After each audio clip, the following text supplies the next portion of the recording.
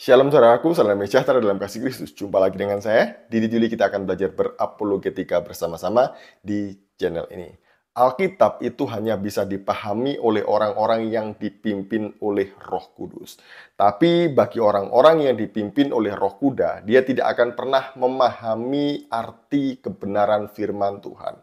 Jadi dia membaca Alkitab bukan untuk mencari kebenaran, melainkan hanya untuk mencari pembenaran bagi dirinya sendiri. Dan menjadikan Alkitab sebagai senjata untuk menyerang orang lain. Contohnya adalah ibu yang satu ini yang akan kita bahas ini ya. Jadi orang ini menurut saya aneh orangnya. Kenapa? Karena setiap kali berdiskusi atau berdebat dengan orang Kristen, dia selalu menertawakan bahkan menghina iman Kristen. Saya masih ingat bahwa orang ini pernah menghina Tuhan Yesus dengan sangat-sangat memalukan bagi saya. Nah, apa yang dilakukan oleh ibu ini? Sebelumnya mari kita bersama-sama melihat videonya.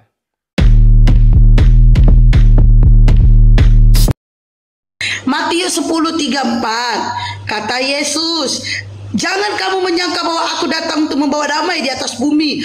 Aku datang bukan untuk membawa damai, melainkan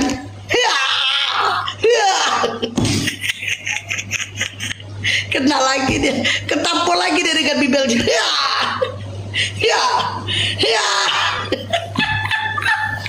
Aku bacakan sekali lagi. Jangan kamu menyangka bahwa aku datang untuk membawa damai di atas bumi. Aku datang bukan untuk membawa damai, melainkan Oten balul, kena lagi dia. Saya tidak tahu apa yang terjadi dengan ibu ini ya, dan saya tidak tahu siapa namanya. Jadi dia waktu baca Alkitab itu tiba-tiba kesurupan dan kemudian kelihatanlah sifat aslinya. Ya seperti inilah sifat asli ibu ini ya. Dan dia ketika baca Alkitab kemudian menafsirkan seenak jidatnya.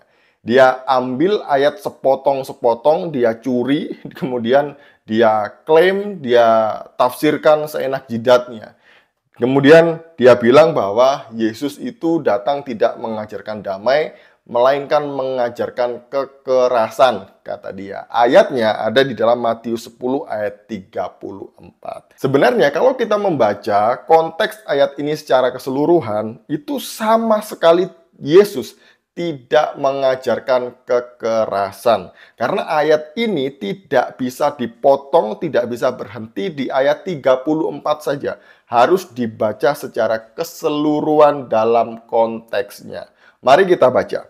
Jangan kamu menyangka bahwa aku datang untuk membawa damai di atas bumi. Aku datang bukan untuk membawa damai, melainkan pedang. Nah, ini seringkali disalahartikan oleh para polemikus itu ya, bahwa Yesus mengajarkan kekerasan. Dia aja datang bawa pedang katanya. Nah, kalau Yesus mengajarkan kekerasan, dia bawa pedang gitu ya, dia bertentangan dengan dirinya sendiri. Dia selalu mengajarkan mengenai kasih, bagaimana mengasihi. Bahkan dia tidak hanya mengajarkan tentang kasih, tapi dia memberi contoh, meneladani bagaimana harus mengasihi. Yesus adalah teladan bagaimana mengasihi. Dia adalah teladan yang sempurna. Karena kasihnya kepada manusia berdosa, dia menyerahkan dirinya sebagai korban yang sempurna, sebagai ganti manusia berdosa. Itu adalah kasih yang tanpa batas, kasih yang tanpa syarat yang diberikan oleh Yesus Kristus. Jadi tidak mungkin dia berlawanan dengan dirinya sendiri. Dan dia tidak pernah mengajarkan kekerasan.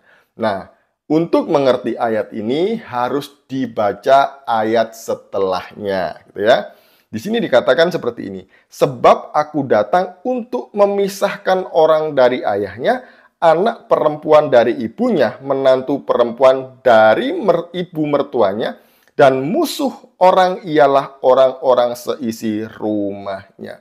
Jadi yang dimaksud pedang di sini itu adalah pemisahan.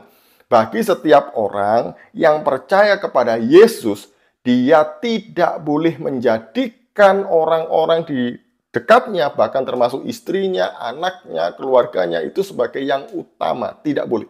Yang terutama adalah Tuhan.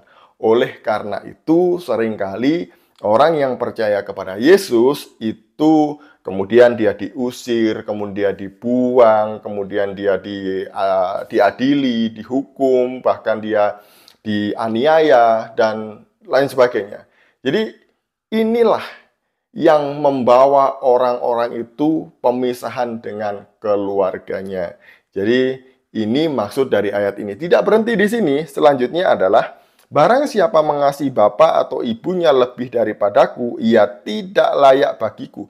Dan barang siapa mengasihi anaknya laki-laki atau perempuan lebih daripadaku, ia tidak layak bagiku. Nah, yang kedua, di sini dijelaskan ya, bahwa barang siapa yang mengasihi orang lain, baik itu ibunya, bapaknya, adiknya, saudaranya, istrinya, anaknya, lebih dari mengasihi Kristus, Tuhan Yesus, itu tidak layak untuk mengikut Kristus. Jadi seperti yang saya sampaikan di awal tadi itu, bahwa kalau seseorang mengikut Yesus, yang pertama, dia harus menyangkal dirinya.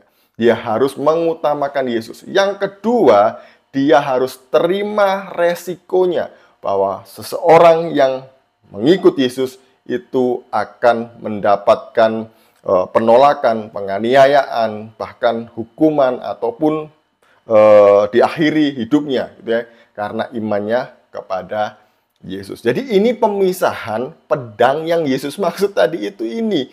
Jadi pedang bukan maksud secara harafiah, tidak seperti itu. Kemudian ayat di selanjutnya gitu ya.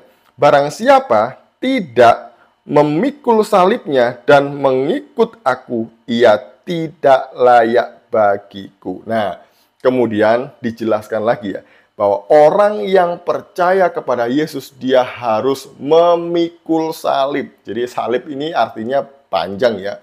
Bisa diartikan sebagai panggilan, bisa diartikan sebagai penderitaan.